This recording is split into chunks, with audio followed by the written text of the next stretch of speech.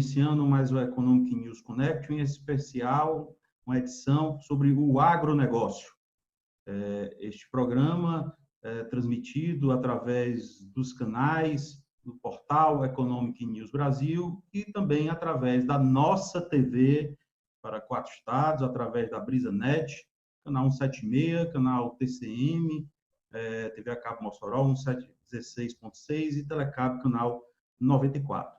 Para este programa, teremos como convidados o industrial Carlos Prado, presidente do Conselho de Administração do Grupo Itauaneira, SA Agropecuária, Luiz Roberto Barcelos, sócio fundador da Agrícola Famosa e diretor institucional da Abra Frutas, que é a Associação Brasileira dos Produtores e Exportadores de Frutos e Derivados, Bruno Girão, CEO do Grupo Betânia, Lauro Chaves, assessor econômico da FIEC, que é a Federação das Indústrias do Estado do Ceará, e também professor da UES, da Universidade Estadual do Ceará, Laíri Rosado, secretário de Desenvolvimento Econômico do município de Mossoró, importante município do estado do Rio Grande do Norte, e também do engenheiro Emanuel Maia, presidente licenciado do CREA Ceará. O agronegócio, eventualmente denominado de agrobusiness, é um termo utilizado para fazer referência a um contexto geral de produção da agropecuária, incluindo todos os serviços, técnicas, equipamentos, a elas relacionados direta e indiretamente, e que tem tido aí grandes resultados este ano, um ano difícil para a economia, não somente brasileira, mas mundial, em que, só para destacar, durante a pandemia, o agro não parou. No PIB do primeiro trimestre, segundo dados do IBGE, serviços teve uma queda de 1,6%, a indústria 1,4%, e o agro teve um crescimento de 0,6%. E sobre o saldo de emprego, segundo o CAGED, a indústria teve uma retração de quase 237 mil vagas, a construção civil também uma queda de quase 45 mil vagas, serviços de quase 450 mil vagas, e o agronegócio cresceu 25.430 vagas durante o período de janeiro a maio. Então, gostaria de iniciar neste nosso bate-papo convidando o secretário de Desenvolvimento Econômico de Mossoró, também empresário, Laíri Rosado, para comentar aí sobre o desenvolvimento desse importante setor no seu município, né, no seu estado, e a sua visão dele sobre esse setor no mercado mundial. Bom, boa noite a todos, né, e aqueles que nos assistem pela internet, independente do horário, sejam todos muito bem-vindos. Vou pedir licença para não nominar, não cumprimentar todos, haja vista que somos muitos, a gente logo encaminhando. E o agronegócio tem uma importância muito grande aqui para Mossoró. Quando você olha a pauta de exportação do estado do Rio Grande do Norte, dos 10 primeiros itens, 5 pelo menos são aqui da nossa região. E se você estratificar ainda mais e colocar só o sal marinho e o melão, já dá mais do que todos os outros itens somados. São dezenas de milhares de empregos que são gerados aqui e a gente acompanha esse trabalho. Tem aqui Luiz Roberto, que tem uma grande plantação aqui, fazenda de melão e outras frutas, que, inclusive, quando alguém vê uma pessoa hoje se destacando no sucesso, né, Luiz? Pensa que foi ontem que começou. Mas Luiz já, pode-se dizer, moçoroense nato, está aqui há bastante tempo e contribui bastante com esse crescimento. A gente fica preocupado com essa questão do momento que vivemos, porque grande parte da produção, tem algumas fazendas, tem alguns produtos que 100% da produção é exportada, e no mundo inteiro está tendo problema na economia. Tem alguns que têm um impacto menor, outros têm maior, depende muito da forma como os governos enfrentam, né? Essa semana, esses dias foi divulgado que a economia dos Estados Unidos sofreu uma retração de 33%, a Alemanha 10%. Então, depende muito da forma como se encara. E a gente fica feliz também de ver que, por exemplo, em junho, os números do CAGED já mostram a recuperação do emprego aqui na nossa região, no nosso estado e no país como um todo, né? A gente já vê sinais de uma recuperação. E o agronegócio tem uma importância tremenda nisso. Eu espero que a gente possa contribuir aqui com o debate para levar, para informar as pessoas da importância e da viabilidade desse negócio na nossa região. Microfone. Chaves, como tem se deparado aí os seus estudos na Federação das Indústrias do Ceará sobre esse setor, que impacto os industriais têm visto e qual as suas expectativas aí, que também já tem estudos apontando sobre a colheita, né, desse ano que será recorde. Como você avalia? Queria cumprimentar a todos, a Economy News, o Jackson e todos os participantes. É um prazer estar aqui com vocês para falar das perspectivas do agronegócio. O agronegócio ele tem um papel fundamental na vida humana, que ele provém a questão da alimentação direta e indiretamente da humanidade.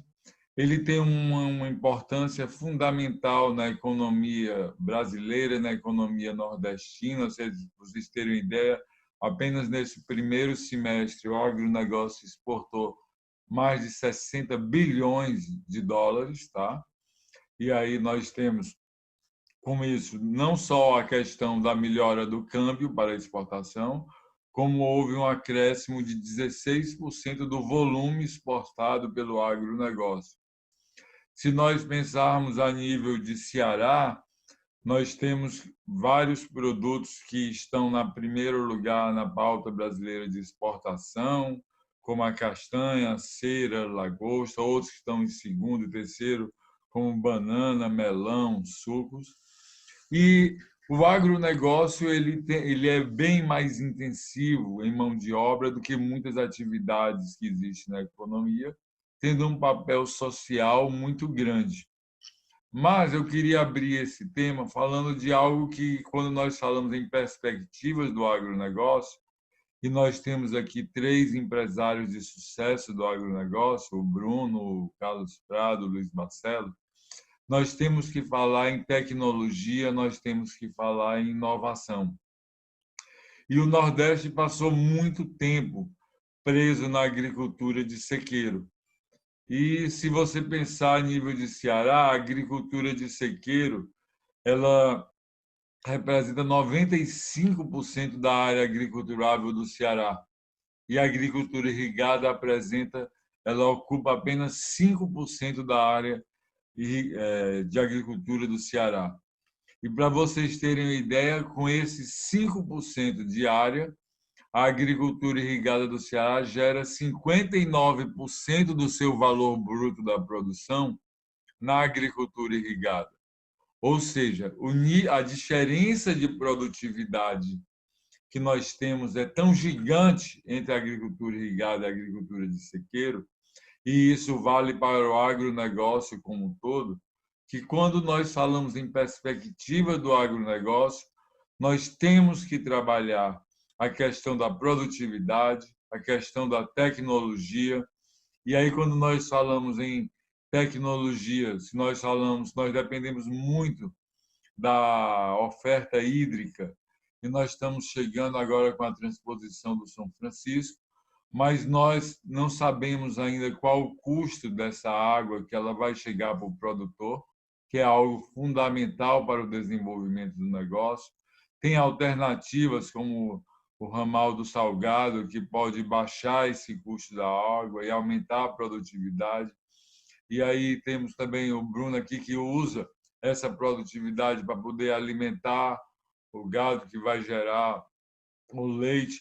E ele sabe também a produtividade na melhoria da raça e na própria ordenha e na seleção genética. Então, se nós não falarmos muito em produtividade, nós vamos continuar fazendo aquele agronegócio do passado que não existe, que ele é muito importante, às vezes, talvez para a agricultura familiar, para a subsistência. Então, dentro dessas considerações iniciais, do ponto de vista do impacto econômico, eu queria levantar a importância da tecnologia para a melhoria da produtividade, da inovação, e que, com certeza, ao longo do nosso debate com os empresários, nós vamos falar isso de maneira muito prática, para que o nosso ouvinte, o nosso telespectador, a nossa audiência pela internet, em todos esses 4 estados para onde esse debate será transmitido, possam ver como aplicar isso na realidade de cada um dos seus locais. Agora, gostaríamos de convidar o engenheiro Emanuel Mota, presidente licenciado do CREA Ceará. Gostaria de cumprimentar a todos aqui. Me perdoe não falar o nome de todos, até em respeito ao tempo. Serei bem breve na minha fala.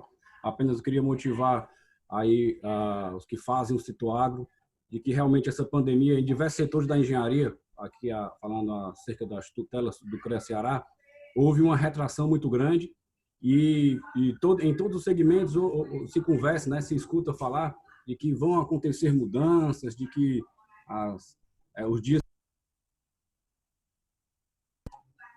dias serão diferentes, enfim. Mas quando a gente vê no agro, muito pelo contrário, na verdade, ocorreu crescimento, não preciso nem destacar os números, que são claros, aí já falado pelos nossos amigos, pelos que nos antecederam nessa fala.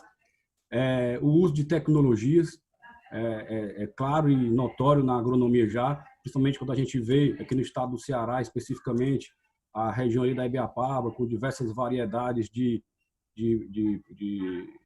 frutas sendo plantadas, sendo colhidas, sendo trabalhadas. E isso tudo é um reflexo aqui do CREA Ceará, onde 15% dos profissionais são agrônomos. Eles estão cada dia mais fazendo parte do dia a dia das pessoas, do dia a dia das empresas, levando essa tecnologia e essa capacitação. Então, é também interessante que dentro das empresas aqui que a gente tem aqui presente hoje, grandes empresários, esse olhar para a pesquisa e desenvolvimento também dentro da agronomia seja importante, desde a contratação de mão de obra qualificada, demonstrando muitas vezes para o profissional qual o caminho a seguir no sentido do desenvolvimento dessas pesquisas, como também em ter a mente aberta à inovação. O Lauro Chaves falou muito bem essa questão da inovação, onde as empresas também precisam quebrar aí alguns paradigmas internos para acolher essas inovações e levar à população um alimento de maior qualidade, sem contaminações e com maior produtividade por hectare, né, por hectare plantado. Bom, eu gostaria de iniciar com uma primeira pergunta, que inclusive foi pauta na semana passada em um evento na CNA, na Confederação Nacional da Agricultura, sobre o crédito para o setor agrícola, em que um grande ponto que foi debatido foi a venda casada de produtos pelas instituições financeiras, né, que financiam a nossa produção. Eu gostaria de iniciar perguntando ao industrial Carlos Prado como ele vê a questão do crédito para o agronegócio, se isso realmente é uma realidade e se o estímulo para o agronegócio em função do crédito, se fosse mais facilitado, se o agronegócio já vai bem, poderia ir melhor, doutor Carlos?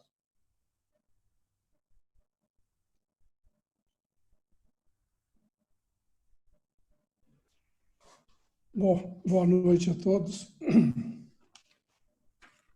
Eu esperava outro tipo de pergunta, na verdade, sabe? Mas vou tentar responder. Mas é bom, às vezes, algumas perguntas inesperadas, né? Não tenha dúvida. Eu acho que o crédito é importante. Os bancos estão fazendo o papel deles, né? Porque o banco no Brasil sempre foi um parasita, né? é o parasita que ele depende do sucesso dos outros para conseguir arrecadar os seus juros, os seus rendimentos. E numa oportunidade como essa, em que ele recebe valores do próprio governo para tentar repassar para a sociedade, para o setor produtivo, ele faz de tudo para tentar vender outros produtos, né, aproveitando essa oportunidade. Mas o governo já se manifestou aberto a receber denúncias, né, Sim, daqueles que estejam sofrendo para isso, né? Que estejam sofrendo passando por esse constrangimento, né? Mas o crédito no Brasil para o setor agropecuário, eu acho que ele é muito mais importante para as pequenas e médias empresas, né? Porque as grandes empresas conseguem sempre outras linhas de financiamento, outras formas de se autofinanciar, outras formas para se capitalizarem, né? E estão mais preocupadas em desenvolver a sua produção com qualidade, com produtividade, como já foi dito aí, de uma forma a depender cada vez menos dessa pressão absurda no Brasil que os bancos colocam sobre o setor produtivo de um modo geral. Tá? Bom, espero ter respondido em parte aí sua pergunta. E como o senhor tem visto os números divulgados recentemente? Nos semestres seguintes, esses números tendem a aumentar os percentuais de crescimento? Você diz do financiamento ou da produção? Não, da produção. Bom, produção é o seguinte. Felizmente, o nosso setor ele produz mais alimentos, né? E a população não deixa de comer, com pandemia ou sem pandemia.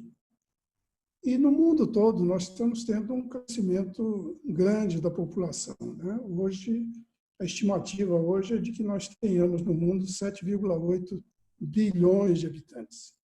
E sempre crescendo. E essa população ela precisa ser alimentada. E os estoques de terras aráveis, né, de terras produtivas no mundo, ele vai diminuindo ano a ano. E mais do que terra, a disponibilidade de água também no mundo, ela se torna cada vez menor. E isso transforma o Brasil realmente num grande player nesse jogo, né? Aqui no Brasil, nós temos tanto as áreas disponíveis, como temos a água e como temos a mão de obra a um custo muito competitivo, né? Dependendo apenas de treinamento, mas o setor do agro tem mostrado ao mundo que ele tem tido condições, capacidade para treinar toda a mão de obra necessária sempre que isso é exigido. Então, o Brasil ele tem essa condição. E o Nordeste, nesse contexto, ele tem uma variedade muito grande de microclimas, né? Nós temos tanto o microclima ali do oeste da Bahia, do Mato Piba, né? Que oferece uma condição excepcional para grãos, como temos outros microclimas, não só na nossa região, por exemplo, né? Nesse trecho que vai do leste do Ceará ao Rio Grande do Norte, como temos Vale do São Francisco e tantas outras micro-regiões que já oferecem condições naturais. O microclima do Ceará, do Nordeste de modo geral e do Ceará, é um microclima que é uma estufa natural. Só falta água e só falta gestão para que ele venha produzir. E nessa condição de gestão, a gente nota, exatamente nesse painel que vocês montaram hoje, que os 3 empresários que estão aqui inverteram o sentido da migração. Nós tínhamos antes uma forte migração do interior para as capitais. E nós estamos invertendo. Nesse caso da gestão do agronegócio, nós estamos tendo os empresários urbanos indo para o interior para empresariar. E é por isso que o Lauro colocou há pouco, né, que nós temos aqui no Ceará 5% da área irrigada, apenas 5%, mas mais de 50% do valor bruto da produção. Então, essa ida do empresário urbano para o setor rural é que está fazendo a diferença. Vocês convidaram aqui 3 empresários de empresas que aplicam a tecnologia mais sofisticada, que aplicam a irrigação, que aplicam qualidade de gestão, inovação, né? E isso é uma tarefa constante. E, com isso, eles estão conseguindo demonstrar que, nessas regiões onde os três atuam, em regiões semiáridas, é possível, né, com qualidade de gestão, fazer a diferença e fazer com que o Ceará possa vir a ter um futuro muito promissor e, respondendo ao título aí da reunião, muito boas perspectivas em seu agronegócio. Muito bom. Lair Osado, a palavra está com você. Bom, então vamos trazer aí Luiz Roberto para a nossa conversa. Luiz, Dr. Carlos Prado falou aí da questão da água, né? A gente viu que os reservatórios estão cheios novamente, mas o melão tem uma particularidade, né? Por que é tão bom plantar melão aqui e qual é a sua expectativa para a produção esse ano? Boa noite, Laíre, a quem eu cumprimento os nossos demais colegas aqui. Boa noite aos ouvintes. O melão é uma das culturas mais recentes que está no Brasil. A gente, até uns 40 anos atrás, praticamente não tinha, ela era importada, e ela se instalou na região de Mossoró, vamos chamar na Chapada do Apodi, e hoje já está permeada entre vários municípios do Rio Grande do Norte e Ceará, nessa região. E, em especial, o sabor que nós temos, esse atrativo que a gente tem em cima da nossa fruta, que hoje é um destaque mundial, é por conta das condições climáticas e pelas condições geográficas que nós fomos abençoados aqui nessa região. A chuva atrapalha, efetivamente, o plantio do melão quando ele está no ciclo dele. Então, os índices de solaridade, nós temos praticamente 3.000 horas de sol por ano, poucos lugares como esse. Nós temos água no subsolo, nós temos mão de obra, nós estamos próximos de portos e os portos estão próximos dos mercados consumidores. Ou seja, a combinação desses fatores levaram ao desenvolvimento dessa cultura que hoje é muito importante para a economia aqui da região. Óbvio que os reservatórios estão cheios, né, os aquíferos estão repostos. Nós tivemos um ano excepcional de chuva, fazia muitos anos que a gente não tinha isso, mas isso acende um alerta, porque a gente, como seres humanos, de modo geral, temos a nos acomodar com a situação. E isso preocupa, porque agora todo mundo esquece que nós estamos no semiárido, aparentemente estamos hoje com uma reserva aí que é suficiente, o que não é verdade. Nós temos uma evapotranspiração anual em torno de 2.000 milímetros. Tivemos chuvas este ano, foi muito bom, em torno de 1.000 milímetros, mas a nossa média é em torno de 600 milímetros. Nós temos um déficit hídrico enorme. E só tem uma forma da gente compensar esse déficit, trazendo água de outro lugar para cá. Eu queria só, então, pontuar um pouquinho em relação a isso, aí, porque eu tenho dito ultimamente que seca não é sinônimo de pobreza. Eu acho que o Nordeste, que tem tão sofrido nas últimas décadas, do século, por conta disso, né? Acho que se acomodou-se, todo mundo dizendo, olha, ali é seco, então está malfadado a não trazer o desenvolvimento para a sua população. Isso não é verdade. Nós temos semiáridos em vários lugares do mundo que se desenvolveram, apesar de ser seco, e nós temos semiáridos que não se desenvolveram. Então, a diferença entre esses semiáridos é a vontade política de fazer o desenvolver. Porque a única coisa que nós temos que fazer é transposição de bacias, é trazer água de um lugar para outro lugar. E nós estamos falando de bombas e canais, que são tecnologias aparentemente dominadas pelo ser humano há muito tempo. Os romanos já faziam isso com os aquedutos há 3.000 anos atrás. Nós não estamos falando de mandar um foguete para Marte, não. Nós estamos falando de colocar bomba e canal. Simplesmente isso. E para fazer a transposição do Rio São Francisco, levou-se 15 anos. Então, nós temos já que pensar em outras transposições, trazer, não só do São Francisco, trazer água do Parnaíba, onde em torno de 300 metros cúbicos por segundo estão indo para o mar, e trazer água também, por que não, da bacia do Tocantins. Eu acho que esse Nordeste brasileiro, com uma segurança hídrica bem estruturada, que tem condição de se fazer, nós temos toda a condição de desenvolver ele de uma forma muito mais acelerada do que a gente vem fazendo hoje, aos trancos e barrancos, usando água de subsolo. E sua expectativa para esse ano com relação às vendas, às exportações? Esse ano começou um pouco, fomos pegos pela pandemia exatamente no período de entre-safra, então tivemos muita sorte de não estar em plena safra, então isso ajudou bastante, que a gente não estava em plena atividade.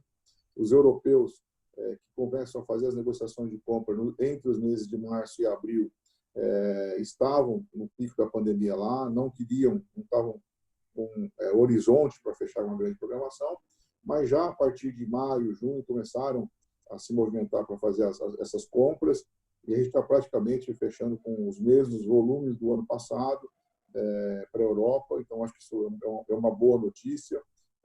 Temos uma preocupação com o mercado brasileiro, ainda por conta dessa retração econômica, porque na exportação a gente tem o benefício do câmbio, que melhorou para quem exporta, né? O real sofreu uma boa desvalorização nesse ano, então a exportação deve ser compensada, dar mais competitividade, mas o mercado interno não tem esse benefício e nos preocupa. E tem a expectativa da Ásia, né? Da China, que a gente acabou de abrir, estamos já começando a mandar as primeiras amostras a partir do mês que vem para lá, e é um potencial muito grande. Então a perspectiva para esse ano é muito positiva. Você viu os dados do CAGED, já estamos recontratando uma boa parte das pessoas que normalmente trabalham nesse setor do melão e da melancia aqui na região, e eu acho que vai ser muito bom. Acho que a gente, apesar de toda essa pandemia, a gente deve fechar um ano uma boa expectativa. Principalmente a Europa hoje tem injeção de recursos lá para aquecer a economia, e nós estamos com um câmbio mais favorável. Lauro Chaves, a palavra está com você. Bruno, eu queria indagar, você trabalha num setor que, diferentemente do Carlos e do Barcelos, você abastece com bem de primeira necessidade, principalmente nosso mercado interno, tá certo? E, para isso, além da tecnologia da produção, você precisa ter uma estrutura de logística muito bem feita para a distribuição dos seus produtos.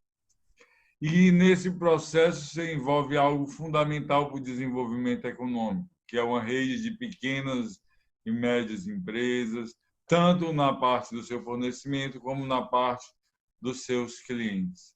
Então, gostaria que você abordasse inicialmente essa questão do envolvimento da pequena e média empresa no seu negócio, quer seja no início da cadeia, quer seja no final, e depois a questão das suas expectativas para a venda, porque o público-alvo do grande, nós temos no Brasil um grande problema de concentração de renda, de desigualdade. E esse auxílio emergencial durante a pandemia, 20% a 30% dos lares do Nordeste tiveram uma renda, para vocês terem ideia, maior do que eles tinham antes da pandemia, que é uma renda de R$ 1.200 por mês para 20% mais pobre da população é mais do que eles tinham antes. Então, isso pode ter dado um ganho grande de venda nesse segmento para setores como o seu. Então, Bruno, é isso que eu te colocaria para se posicionar. Boa noite a todos, é um enorme prazer estar participando do debate. Laura, você tem razão, o que aconteceu nos últimos 4 meses é um boom no consumo de lácteos. Uma série de famílias que não tinham renda voltam com renda a acessar o mercado de consumo e fez com que os preços, não só os volumes aumentassem, mas, acima de tudo, os preços de produtos lácteos subissem, porque também acompanha o preço dos grãos, que está, por causa do dólar, sendo exportado a valores mais altos. Então, a base da alimentação do rebanho é grão e volumoso, e o grão, de fato, subiu muito de preço. E no momento também que o Brasil vivia uma entre-safra de leite, nessa época que se produz menos leite no Brasil, e aí, com o aumento do consumo, fez com que os preços subissem. Quanto à questão da aplicação de tecnologia, a gente, como uma empresa que tem essa pulverização, a gente está aplicando a tecnologia da desintermediação. Nada mais moderno hoje do que você juntar o comprador com o vendedor, com a menor desintermediação possível. Então, a gente buscou como modelo de negócio acessar o pequeno produtor diretamente, sem intermediários na cadeia. Dessa maneira, a gente consegue aumentar o preço de venda dele, porque a gente coloca um refrigerador na fazenda dele. Só essa tecnologia permite que ele, antigamente, não pudesse tirar o leite da vaca duas vezes por dia. Então, isso só, por si só, essa infraestrutura lhe permite 20% a 30% a mais de produção dentro de uma pequena fazenda. E a gente faz também isso da mesma maneira com o pequeno varejista. A gente busca não ter distribuidores no meio do processo, o que faz a gente ser, de fato, uma grande empresa logística. Eu costumo dizer que o valor do nosso negócio está muito mais na rede de distribuição e de capilaridade de compra de matéria-prima do que, muitas vezes, com a clássica indústria láctea comum que acessa mercados via grandes distribuidores e tudo mais, né? A gente compra matéria-prima de mais de 3.500 famílias produtoras no semiárido da região Nordeste, né? E, acima de tudo, tem essa preocupação de tecnologia de inclusão, né? Como é que a gente faz isso, trazendo essa população que muitas vezes tem, né, necessidade de informação, de gestão, né, de escala. As fazendas são muito pequenas. Então, de um lado, a gente tem essa dificuldade, como tornar essa pequena fazenda que, cara, às vezes não teve acesso à educação, né, não produz um produto ainda na qualidade necessária, e dá a ele fomento, dá a ele informação, dá a ele gestão, para que ele torne uma fazenda hoje que produz 150 litros em uma fazenda de 500, 600, 1.000 litros, e ele possa, sim, minimizar a migração para os grandes centros. Acho que a gente tem feito esse trabalho. Tem feito também um desenvolvimento na busca de produtos volumosos, ou seja, capins, silagens. Inclusive, fizemos uma grande parceria aí com o Luiz Roberto em Mossoró, ali na Chapada do Apaldio, uma produção gigante de silagem centralizada, com um custo menor para distribuir isso com os produtores, dando a ele alimento de qualidade e a preço acessível para que ele possa produzir um leite com mais volume e assim possa ganhar mais. E do outro lado dos varejistas, a gente também tem feito tanto extensão de prazo de crédito para eles. Então, é quase uma visão necessária que precisa ter para atuar no setor de lácteos, essa visão de cadeia. Sem essa visão de cadeia, dificilmente a gente teria conseguido avançar como a gente tem avançado. Então, os desafios são tremendos no ponto de vista de estar convivendo com... Tem duas grandes tendências no mundo do lácteo. A agricultura, a pecuária com a agricultura familiar em pequenas propriedades, produzindo de 500 a 1.000 litros de leite por dia, certo? E as mega farms, né? As grandes fazendas produtoras. E aí estou falando de 5.000 cabeças, 10.000 cabeças de leite, né, integradas com altíssima aplicação de tecnologia. Nós mesmos, na nossa família, tem um braço que produz leite aqui no Apodi, e a gente tem conseguido produtividades altíssimas, né? E aí a gente aqui não busca o racional clássico de uma fazenda de leite, que é produção por litros de leite produzido por vaca, e sim produção por hectare. A gente acredita que a restrição é, de fato, a água e a terra, né? A terra com água. Então, a gente tem conseguido agora, recentemente, mais de 170 litros de leite por dia por hectare, o que nos dá uma renda por hectare de aproximadamente R$100.000, né? Que eu não sei, Luiz Roberto, você pode nos ajudar aí, quanto é que está o faturamento por hectare de melão, né? Mas eu posso afirmar que esse faturamento por hectare, né, intensivo em leite, eu acho que só perde para a uva e para frutas exportáveis, né? Porque eu acho que nem a banana talvez consiga essa renda hoje, comparado com o leite. Então, o que nos põe numa condição de produtividade próxima de países como a Holanda. Então, estar convivendo no mesmo ambiente, aquele conceito do economista lá, a Bélgica com a Índia. Você tem altíssima produtividade por hectare nas mega farms, e tem também essa produtividade em pequenas fazendas que ainda está em construção. Então, a gente tem uma preocupação muito grande, porque sabemos em que ambiente a gente convive, né? Não adianta querer fazer uma transformação sem inclusão, né? O que fazer com esses pequenos produtores que estão nesse processo de transição? Então, conviver, ter essa tecnologia de gerir socialmente, inclusivamente esse grupo, é uma coisa que está sempre no nosso dia a dia. E estamos preocupados, sim. Acho que estamos vivendo o boom do Corona Voucher, né? E quando ele vier a acabar, essa família que não tinha renda aqui na região Nordeste vai baixar os seus níveis de consumo, sim, e podemos ter quedas de preços acentuadas logo depois, já agora em setembro, e é assim que a gente está enxergando. Mas também vivemos um produto básico, né, que como a proteína láctea, junto com o ovo, se batem entre a proteína mais barata, né, que possa existir, e um alimento de qualidade a um preço super acessível para uma população que tem renda, 25% da renda per capita de São Paulo, 50% da renda média do Brasil. Então, ter um produto acessível, caiba no bolso dessa população, e mesmo assim fazer inovação com isso é também um desafio que a gente tem buscado superar, economizando no custo de embalagem, melhorando o nível de logística, fazendo com que os produtos lácteos cheguem à casa dos consumidores da região Nordeste a preços acessíveis e sem ser apenas o beabá, né? Também fazer inovação na tecnologia de alimentos. Ô, Bruno, eu queria só complementar. Você falou muito da logística, da inovação, do mercado. Isso exige sempre e permanentes investimentos. Quando nós falamos de investimentos, nós falamos muito... Quando se fala em internacionalização no Brasil, as pessoas pensam logo em exportar mais.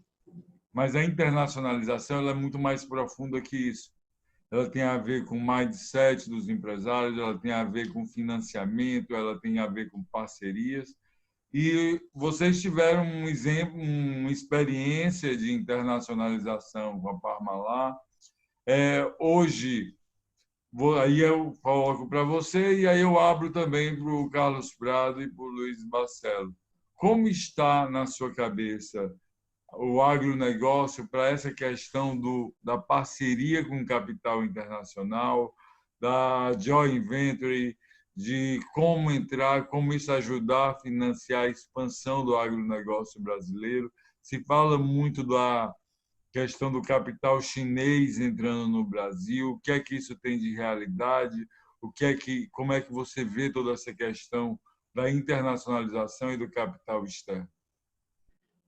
Mauro, o capital estrangeiro vê o Brasil, o agrobusiness brasileiro, como extremamente competitivo, né? E não tem muitas dificuldades na atração disso. Nós mesmos vendemos parte do capital da nossa empresa a um grupo americano, de capital americano, cujo o principal acionista desse fundo advém de trades de grão nos Estados Unidos, da Continental Grain, que já tem uma experiência internacional gigantesca, né? Então, quando você encontra um sócio internacional, ele sem dúvida lhe ajuda não só em lhe dar um selo de qualidade, que a partir do momento em que você atrai um investidor internacional, você é visto como uma empresa idônea, uma empresa que tem os seus números em dias, que cumpre as leis, porque os processos de due diligence, né, os processos de investigação que são feitos no seu negócio para que possam dar ao investidor internacional a garantia necessária são escrutínios muito severos, né? E os bancos e a comunidade financeira enxerga de fato diferente. O custo de capital cai drasticamente, né? E, além disso, você tem acesso a contatos internacionais que, de outra maneira, seria muito difícil. Então, esse fundo, por exemplo, o Arlon, que é nosso sócio, tem investimentos nos Estados Unidos, tem investimento na América Latina como um todo, em diversos negócios de agrobusiness, e praticamente tem portas abertas, inclusive sócio desse investimento nosso é o Rabobank, um banco holandês, uma cooperativa de crédito holandesa que também investe e financia o agronegócio mundo afora. Então, todas as vezes que a gente tem alguma dúvida, seja no ponto de vista de distribuição, seja no ponto de vista de novas tecnologias de alimentos, seja em formas diferentes de acessar mercados ou negócios, a gente sempre consegue, através dessa rede de relacionamentos que se tem mundo afora, portas abertas para ir lá, para visitar, para investigar, né? E isso, acesso a conhecimento, você bem sabe que, às vezes, é o segredo do sucesso, né? Você saber o que está acontecendo antes das que as coisas venham a acontecer aqui, lhe permite avançar no rumo certo e muito além do capital que chegou através dessa parceria com o Arlo, tem nos ajudado bastante essa rede de relacionamento e, sem dúvida, é um modelo que cada vez mais comum de internacionalização. Então, eu vejo para o agronegócio um caminho importante nesse sentido, porque o mercado internacional vê, independente do que aconteça no Brasil, que sim tem lá as suas incertezas, o agroexportador, acima de tudo, não é enxergado como um mercado que possa sofrer as incertezas que o Brasil, né, naturalmente tem pelo seu histórico. Então, além de ser super competitivo, da porteira para dentro, tem perspectivas agora com os grandes investimentos logísticos, e aí você lidou um pouco sobre a China. Eu estou agora, nesse exato momento, no ano de idade que a gente acabou de comprar aqui em Tapetinga, no centro da Bahia, perto de Vitória da Conquista, que vai passar uma grande ferrovia que vai permitir o grão sair do oeste da Bahia e vir aqui para Ilhéus, dando mais competitividade. A gente sabe que o brasileiro, o fazendeiro brasileiro da porteira para dentro, principalmente em grãos e frutas, aí é um dos mais competitivos do mundo. Quando você olha para o preço que o grão chega no porto para exportar, uma grande parte se fica nessa falta de infraestrutura. Mas é assim que eu enxergo. Eu acho que, se eu puder dar uma dica a qualquer empresário do agronegócio, é que busque, de fato, internacionalização, porque isso, né, melhora a gestão das empresas e dá retorno além simplesmente do curto prazo. Você realmente é visto com um selo de qualidade e facilita bastante a gestão. Emanuel Maia Mota. Eu achei interessante aqui que na fala dos 3 empresários, e isso não é novidade aqui, não é privilégio de ninguém aqui desse rol aqui presente, a necessidade de se investir, né? E sempre para se investir em melhora, em pesquisa e desenvolvimento, se investir na produção, se investir na logística, como o Bruno colocou.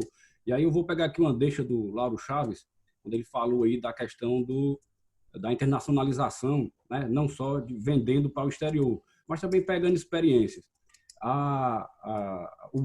E o Carlos Prado também colocou no início da fala, que foi pego de surpresa aí pelo Jacques, na questão do crédito, né? E aí o Brasil, como um todo, os agentes de fomento brasileiros como um todo, eles sempre priorizam a tomada de crédito ao consumo, e a produção sempre é meio prejudicada, né? Quem aqui não já foi aos bancos públicos mesmo, ou em geral, os bancos públicos eles fomentam bem isso aqui na região Nordeste, através do BNB e de outros mecanismos de financiamento, e não teve lá uma demora, e até muitas vezes perdeu o time do negócio em fazer aquele investimento. E aí a gente vê em outros segmentos, que não o agro, que não a engenharia, grandes experiências através da Bolsa de Valores, né? A gente abrindo o capital das empresas e captando recursos vultuosos para investimento. Então, já que os bancos eles não melhoram não inovam aí no crédito, como a gente vê lá na Europa, ao invés de cobrar caros juros, ele cobra resultado, né? Cobra geração de emprego, ele cobra retorno em tributo, ele cobra uma série de outros fatores ao invés dos juros.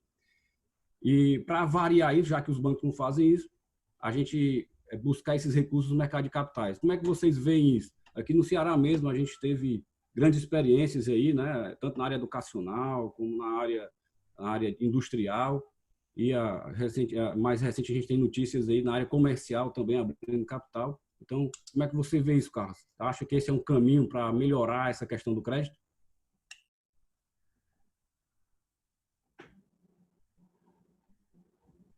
Olha, eu acho que o Bruno fez uma explanação, né, muito clara, muito objetiva de como funciona esse relacionamento com o mercado internacional e a participação de um sócio estrangeiro numa empresa brasileira, né? Então, esse é um caminho, depende do porte da empresa, naturalmente, depende dela estar numa situação adequada para isso, né? Porque ela tem que, como o Bruno disse, ela tem que passar por uma série de etapas, né? De investigação, etc., para que se consuma o negócio. A abertura de capital também é uma possibilidade. Eu, particularmente, tive uma experiência de abertura de capital em 86 com a nossa empresa CEMAG, Ceará Máquinas Agrícolas. Aliás, foi uma experiência muito bem sucedida na época. Só que tão logo nós fizemos a abertura de capital para dobrar o tamanho da empresa, o presidente da República de então, o presidente Sarney, ele resolveu congelar o preço dos produtos agropecuários. E do dia para a noite, a nossa clientela, o nosso faturamento caiu 90%. E nessa mesma ocasião, muitas empresas de insumos ou relacionadas com agronegócio quebraram. Isso foi em 1986 para 87. Né? Então, a abertura de capital eu conheço bem, sei que é uma possibilidade, mas exige também toda uma preparação e um porte mínimo da empresa para que consiga chegar a esse ponto.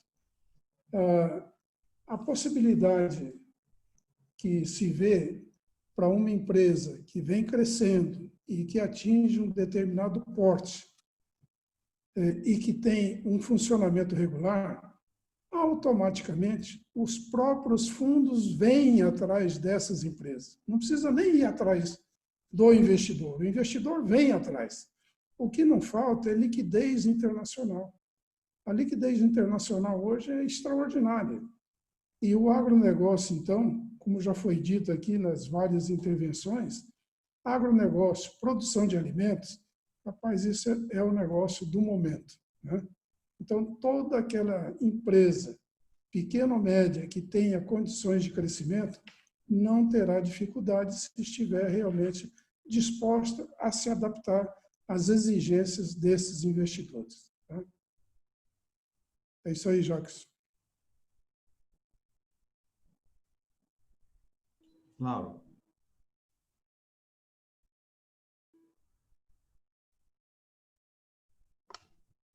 Eu queria colocar um tema muito importante que nós temos.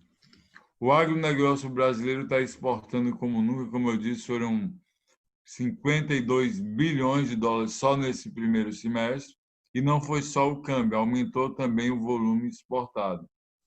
Sendo que a nossa exportação hoje tem como principal destino a China, que tem 1/4 da população mundial, ela será sempre o grande consumidor do mundo, que mesmo com uma renda média muito baixa, ela consome 1/4 da alimentação, a grosso modo, do mundo. Nós temos a zona do euro, que nós temos aí, vocês empresários sabem que existe uma cultura europeia de subsídios muito pesados para o agronegócio europeu, e isso é um fator impeditivo em muitas áreas, principalmente quando você pega a França como principal exemplo de subsídios gigantescos para o agronegócio. E, em terceiro lugar, os Estados Unidos. E aí eu coloco mercados alternativos, como a própria América do Sul, como uma parte do Oriente Médio. Isso poderia ser uma forma de reduzir essa concentração de venda tão grande do agronegócio brasileiro para a China e a zona do euro? Eu posso tentar responder, mas o Luiz Barcelos é mais experiente nessa área. Mas veja bem, nós temos uma novidade que nos 2 últimos anos, o PIB da Índia progrediu mais do que o da China. Então, na China, o que aconteceu? Com o progresso, com as políticas adotadas, a indústria progrediu muito, a exportação aumentou muito, o PIB aumentou muito e a população rural se tornou população urbana e o consumo de alimentos subiu de uma forma extraordinária. A mesma coisa começa a acontecer com a Índia agora. Então, a Índia é o próximo player, né? Vai ser o nosso maior comprador dentro de muito pouco tempo. Isso os números estão mostrando. Mas eu deixo com o Luiz aí para complementar, que o Luiz é mais experiente nessa. Obrigado, Carlos. Não, de fato, o agronegócio brasileiro é o que tem o maior superávit na balança comercial externa, né, das relações exteriores do mundo. Ele exporta em torno de 100 bilhões e importa em torno de 20 bilhões. Então, ele tem acumulado aí 80 bi de dólares por ano. É o grande responsável por essa reserva que o Brasil tem hoje, de mais de 300 bi. Isso tudo veio de produtos do agronegócio, que dá para o Brasil um conforto gigantesco para honrar seus compromissos externos, né? Você vê aí como a Argentina tem sofrido hoje por não ter a sua uma reserva confortável. O problema é que, se você analisar os produtos que o Brasil exporta, a soja hoje tem um peso gigantesco, né? E realmente hoje o grande consumidor da soja está focado na China, né? Então, acho que a razão da concentração está um pouco ligada ao grande produto que a gente exporta hoje. Mas se você começar já a ver outros produtos, como o suco de laranja, o café, já começa a ter um pouco mais de diluição.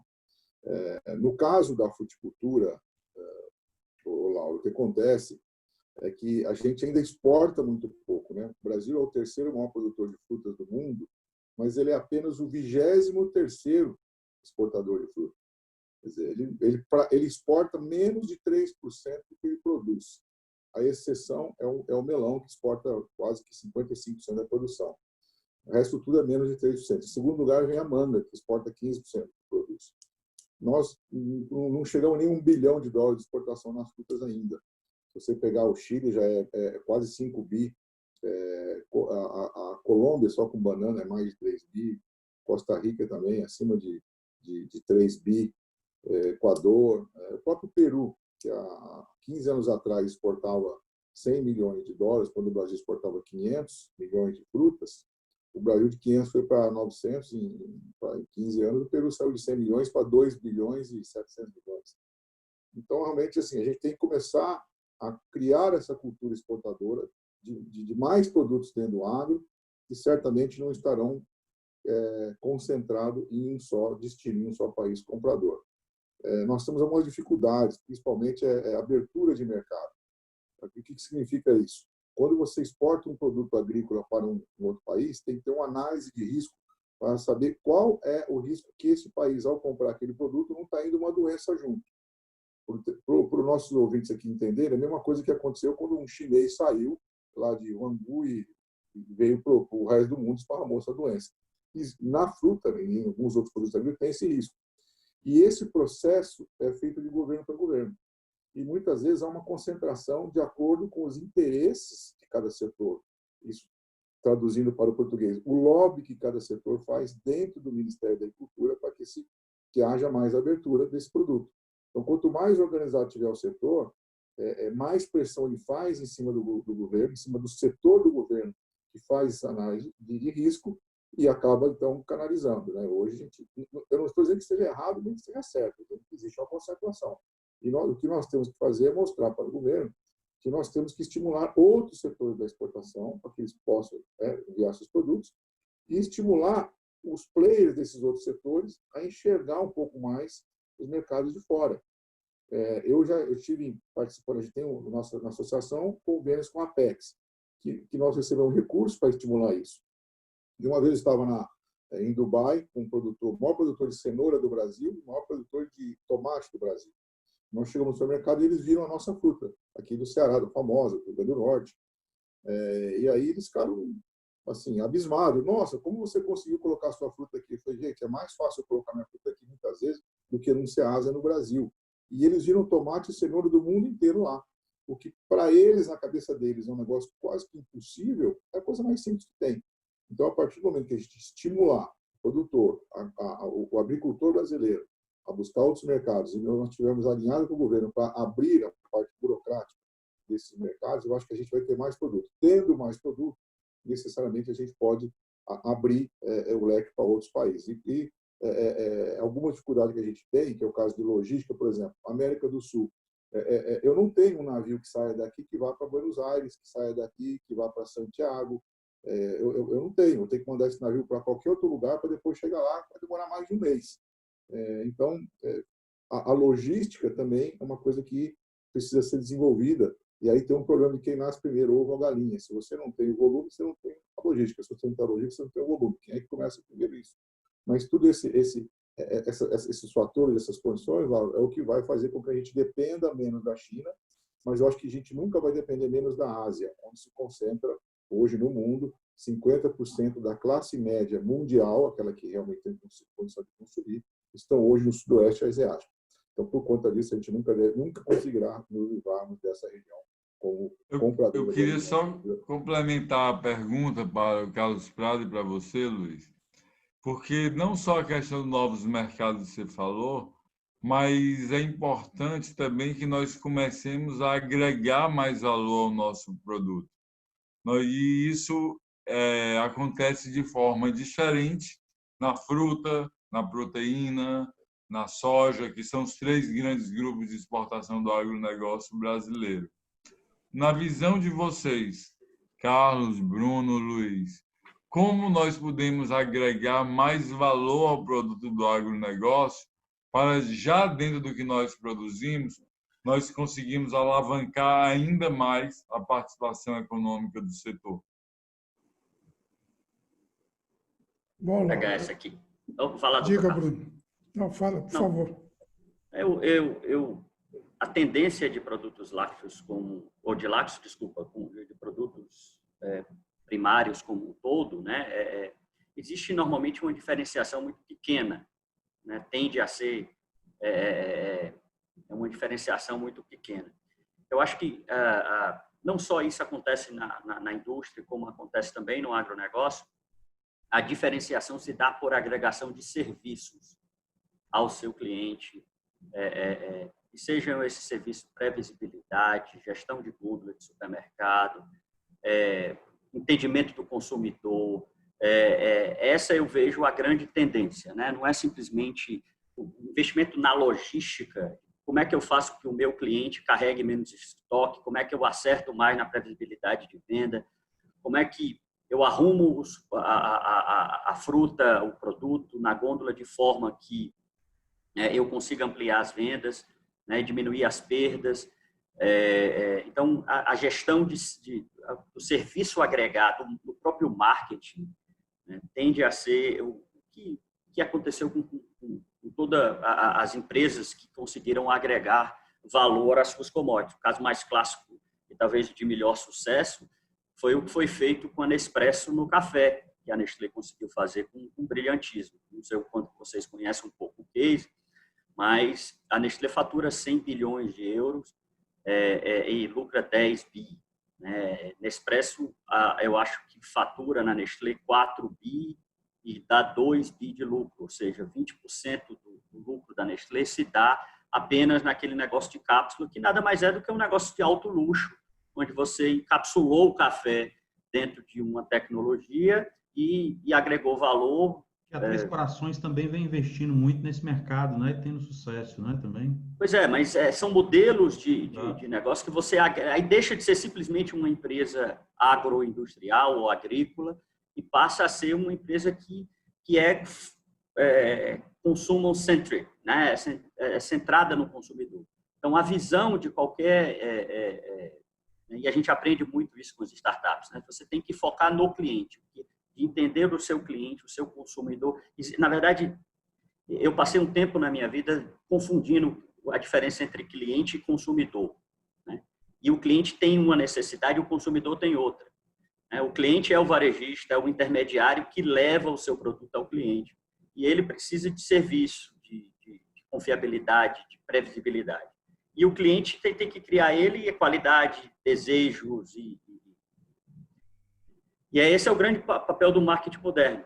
Cada vez mais essa intermediação, acho que é outra tendência que a gente está passando, é a indústria passar e o produtor ir direto ao consumidor, né? São as plataformas em que você, em vez de passar de negócio para varejista, para consumidor, você vai direto para o consumidor, né? Que também foi uma grande inovação que a gente pode ter, que a Nestlé fez com o Nespresso, né? Ela bypassou o negócio de varejo, ela saiu da indústria diretamente para o consumidor, agregando valor. O custo do café hoje deve ser R$ 15 mais ou menos, e hoje você compra a R$ 400 um quilo de café em cápsula da Nestlé, né? E se sente bem fazendo isso, ou seja, ela criou uma áurea por trás do produto, de uma maneira que é chique tomar café Nespresso e pagar, sei lá, 20, 30 vezes mais do que pagaria fazendo café coado, né, nas nossas casas.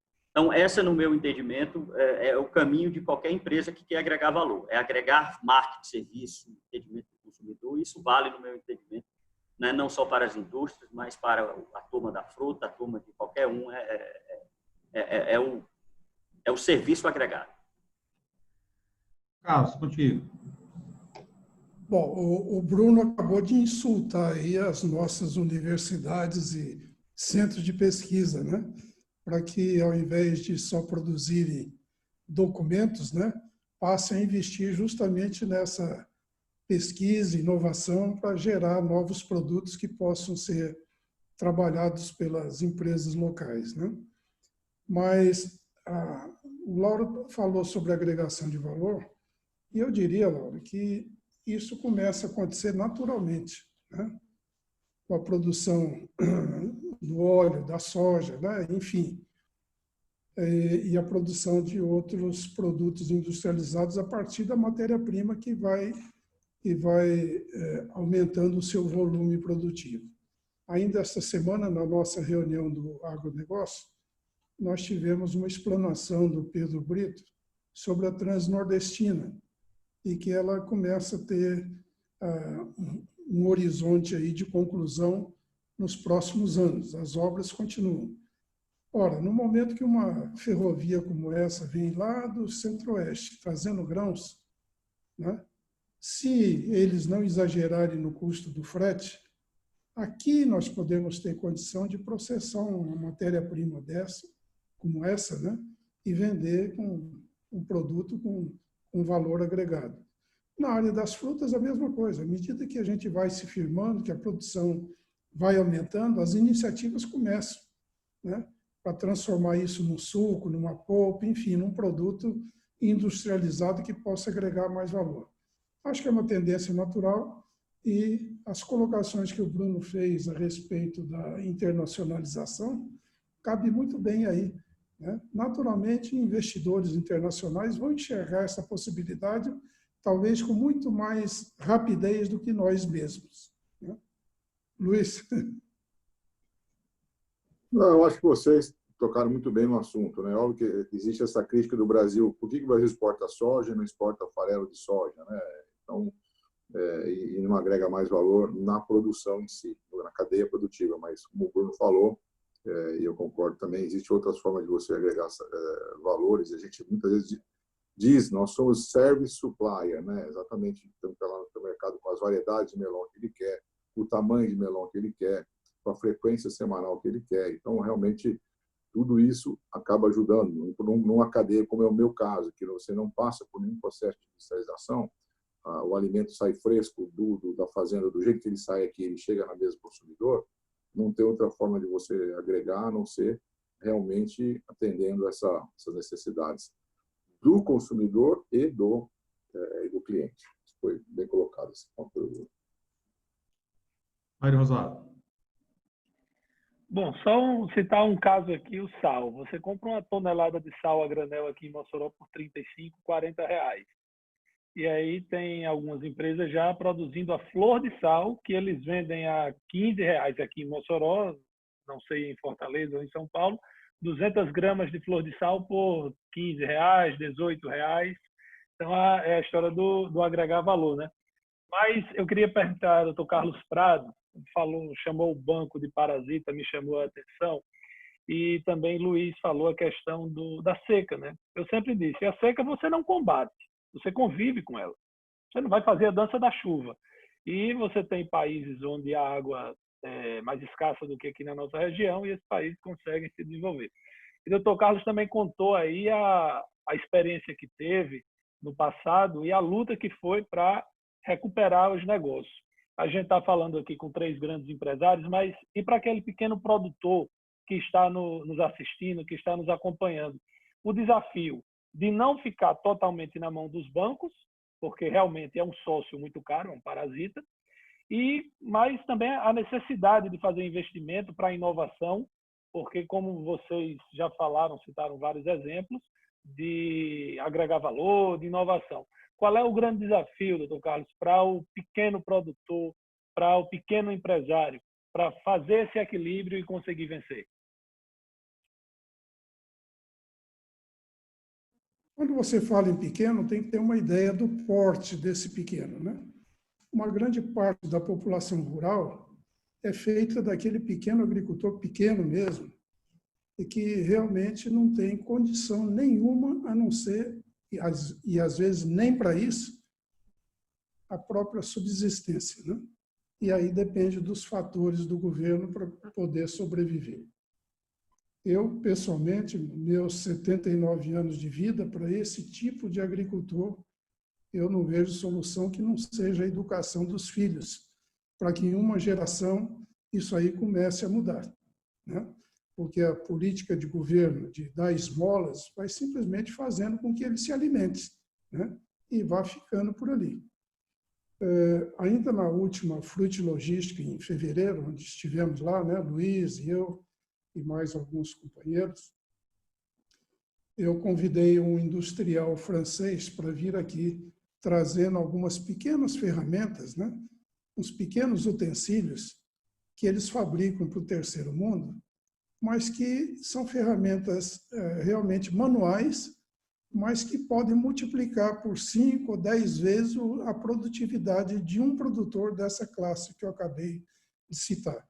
Tínhamos até marcado já na Federação da Agricultura, no Agropacto, uma reunião para esse francês vir aqui trazendo os implementos para mostrar como, com pequenas ferramentas, pequenos investimentos e treinamento promovido por essas federações, sindicatos e o próprio governo, pudesse levar essa tecnologia inicial e fazer a multiplicação da produtividade desse pequeno. Essa é uma das saídas, né? É você ir passo a passo, mas não vejo uma solução que não seja a própria educação, em que o Ceará está atuando muito bem, né? Porque o Ceará hoje é um destaque nessa educação primária, e a partir dessa educação fazer com que esses jovens venham a dar a essas pobres famílias um futuro que, de outra forma, dificilmente eles vão conseguir. Olá, Iris, só para complementar essa questão de banco, eu concordo assim, que a dificuldade, o nosso sistema bancário hoje está extremamente concentrado, isso é um grande problema. Nós temos aí 4 instituições que representam a grande maioria hoje do setor. E eu sempre digo que uma coisa das mais difíceis que eu reputo na vida é emprestar dinheiro, né, gente? Quem é que nunca perdeu um amigo aqui que emprestou dinheiro? A coisa mais difícil que tem. Mas o nosso sistema bancário abusa um pouco da gente, né?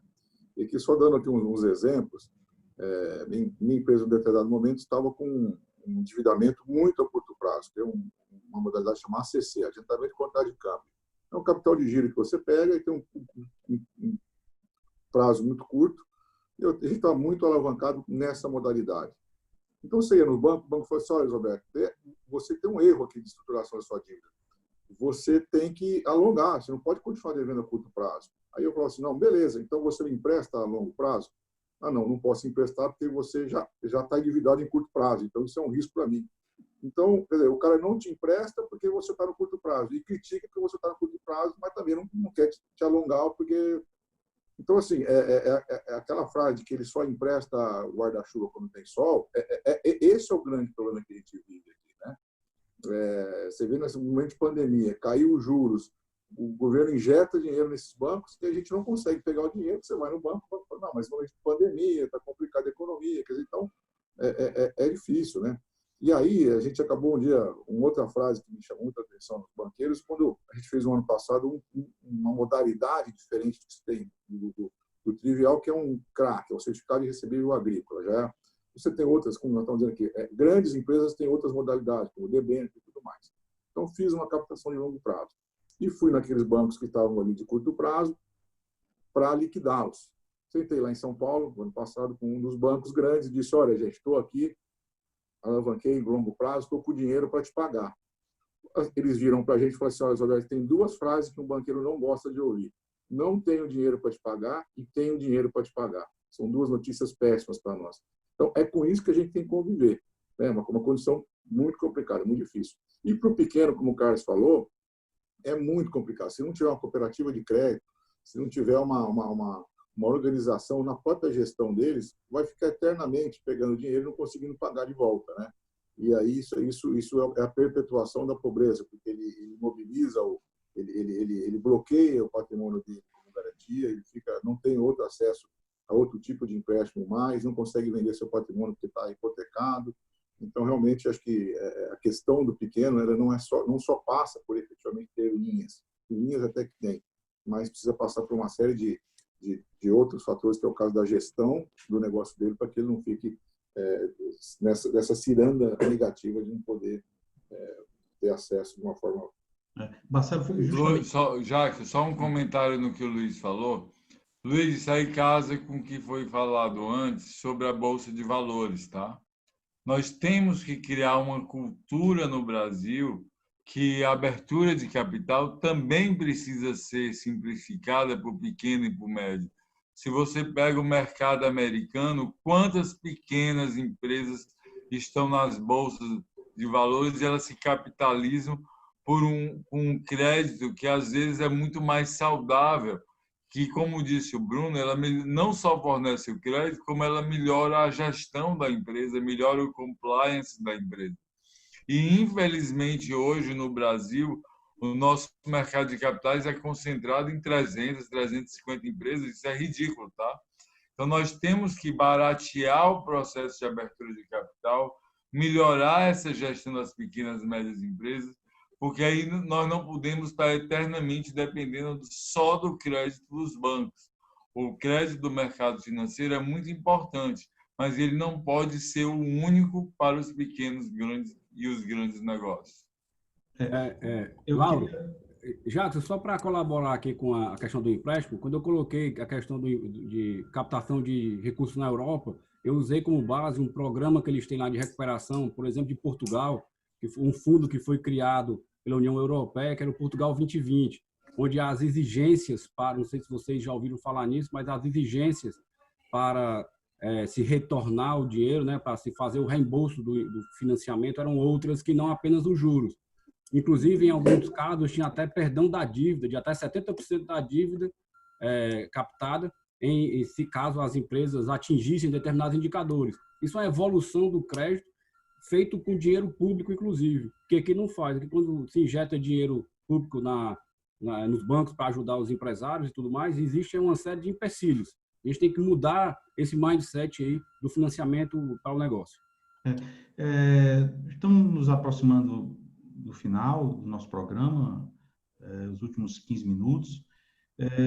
Eu queria colocar na mesa uma pauta que agora é a pauta do governo, do Congresso, iniciando aí com o Barcelos, né, como diretor institucional da Abrafrutas. A pauta seria a reforma tributária, né? Como o setor tem visto essa pauta da reforma tributária?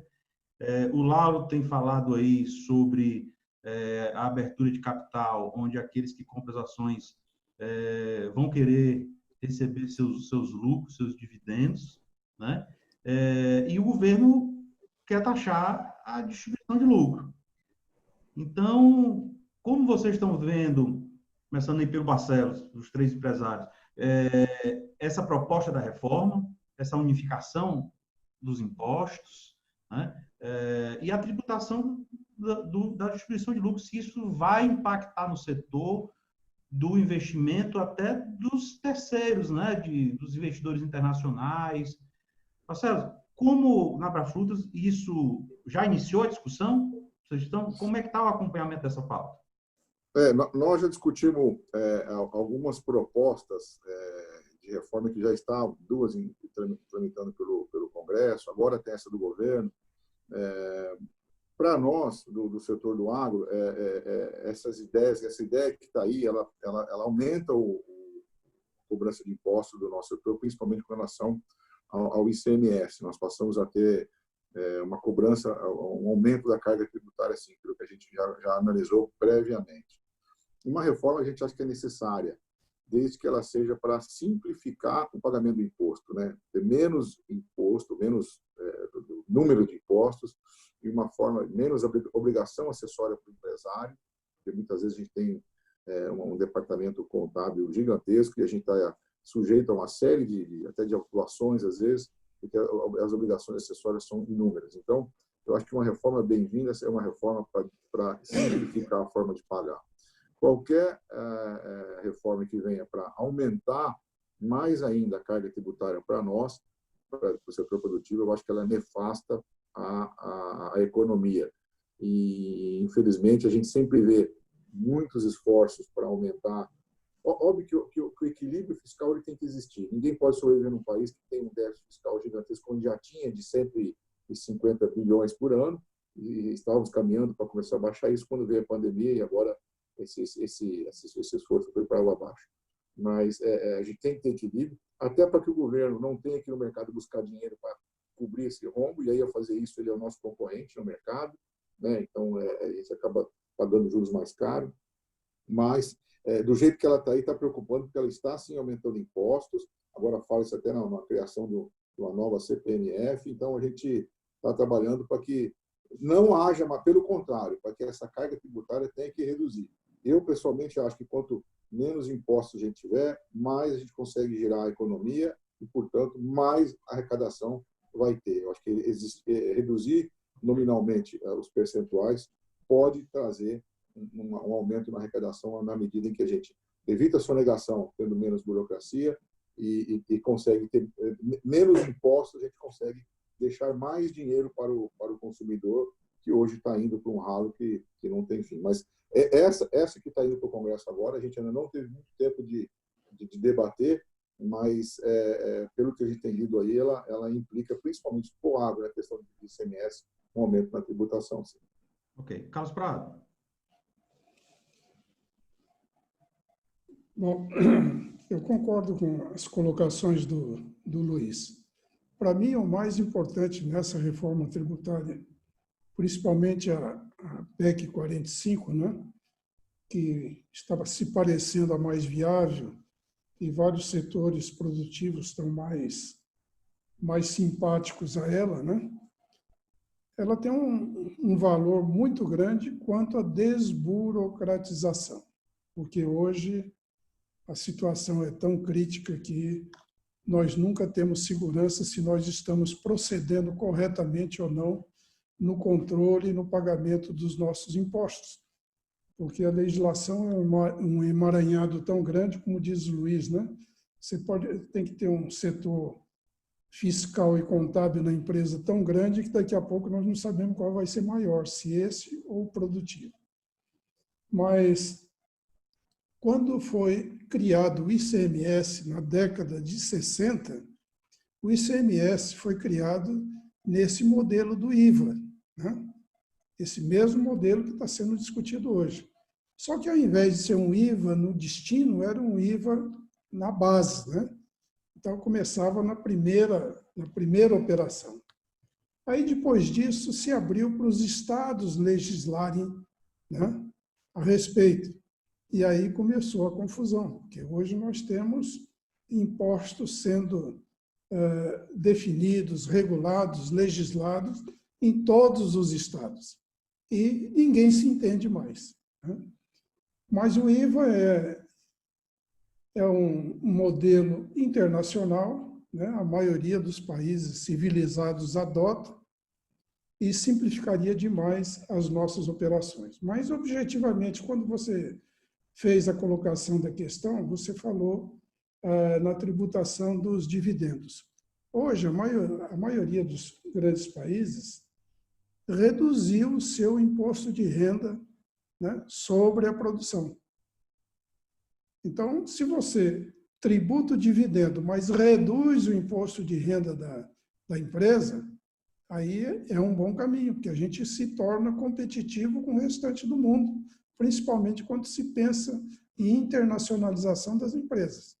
Então, nesse aspecto, não vejo problema nenhum em se tributar o dividendo, desde que se reduza o imposto de renda das empresas.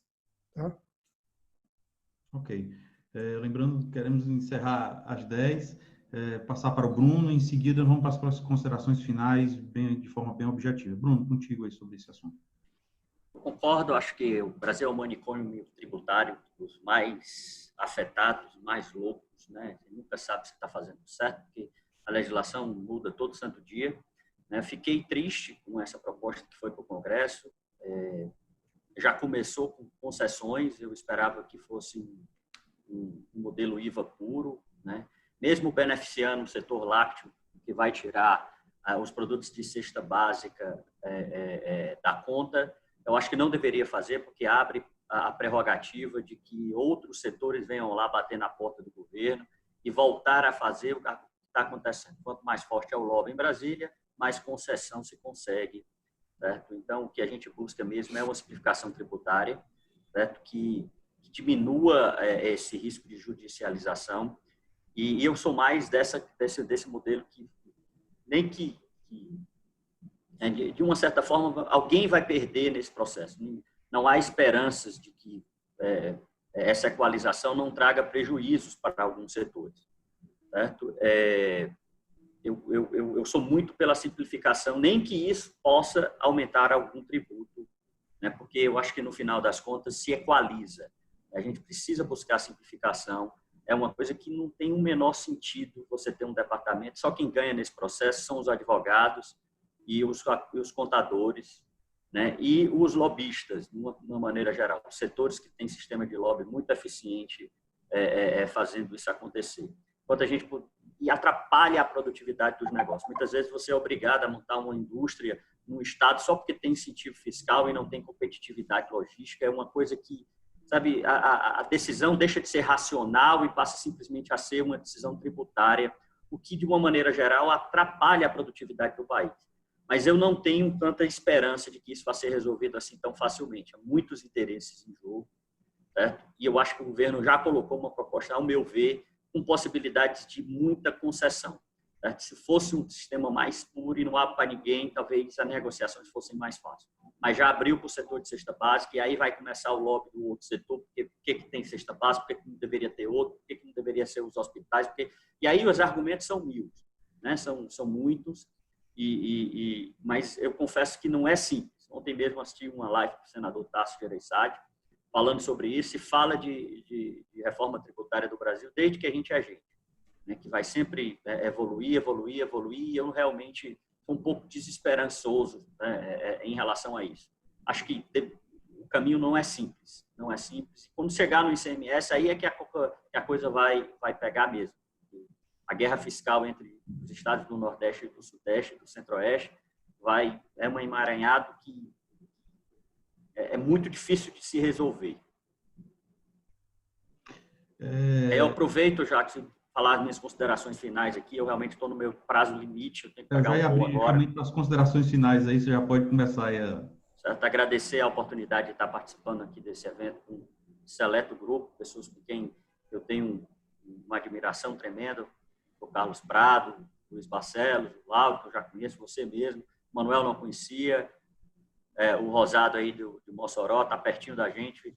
Quero depois conhecer o que é que Mossoró tem a oferecer ao leite, tá certo? Muito obrigado pela possibilidade aí de participar da discussão. Jackson, minhas considerações finais, eu queria tocar... Primeiro, falar que eu acredito muito que o agronegócio deve ser uma das maiores prioridades do Brasil, do Ceará, do Nordeste. Segundo, pegar essa questão da reforma agrária de uma forma bem objetiva, ou da reforma tributária de uma forma bem objetiva.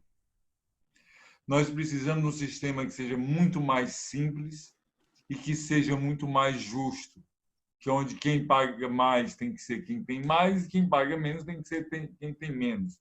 E nós não precisamos reinventar a roda. Nós temos que reduzir radicalmente o imposto sobre o consumo, tá certo? Porque não faz sentido, na hora que o Luiz Barcelos, como o maior produtor do mundo de melão, vai comprar uma camisa, ele paga a mesma carga tributária de um trabalhador que ganha o salário mínimo. Na hora que o Carlos Prado vai comprar uma meia, ele paga a mesma carga tributária de um trabalhador que ganha um salário mínimo. Isso não faz sentido. Então, para reduzir radicalmente esse imposto sobre o consumo, e aí as empresas vão poder ser mais competitivas, vender mais, nós vamos ter que tributar não só dividendos, mas dividendos, lucros, herança, grande fortuna, patrimônio, e é assim que funciona nos países desenvolvidos, é assim que o sistema tributário é mais simples e mais justo. As horas que as empresas gastam para administrar esse pandemônio tributário, elas vão ter que poder gastar em inovação, em atender o cliente. Então, foi um prazer esse debate com todos vocês, e o agronegócio ele tem que liderar o processo de recuperação econômica, porque é do agronegócio que nós vivemos com a nossa alimentação do nosso dia a dia. Agradecer a oportunidade, né? Parabenizar a todos e dizer aí a Bruno que venha a Mossoró, só avisar, Luiz, a turma aí tem meu contato, será um prazer receber não só Bruno, como todos vocês. Obrigado e até a próxima. Doutor Carlos.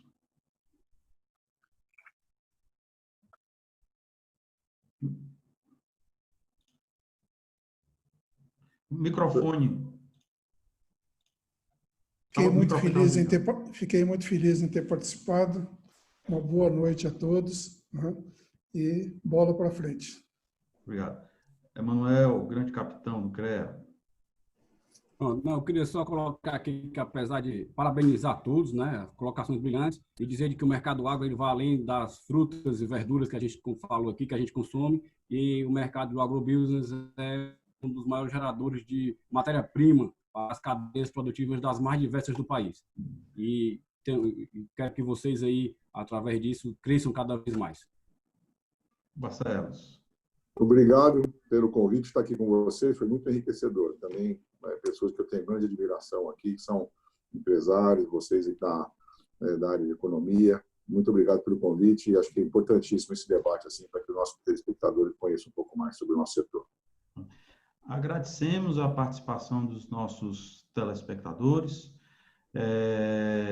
Também o Economic News Connection, em especial agronegócio, é transmitido pelos portais e redes do Economic News Brasil e também através da nossa TV para 4 estados, através da BrisaNet, canal 176, TCM, TV a cabo Mossoró, canal 16.6 e Telecab, canal 94. E se você também quer conferir as edições anteriores do Economic News Connection, estão disponíveis no nosso canal YouTube e no portal do Economic News Brasil, economicnewsbrasil.com.br. Agradecemos a participação dos nossos amigos aqui que participaram deste momento para debater esta importante pauta e agradecemos em especial você, ao nosso telespectador. E até o nosso próximo programa.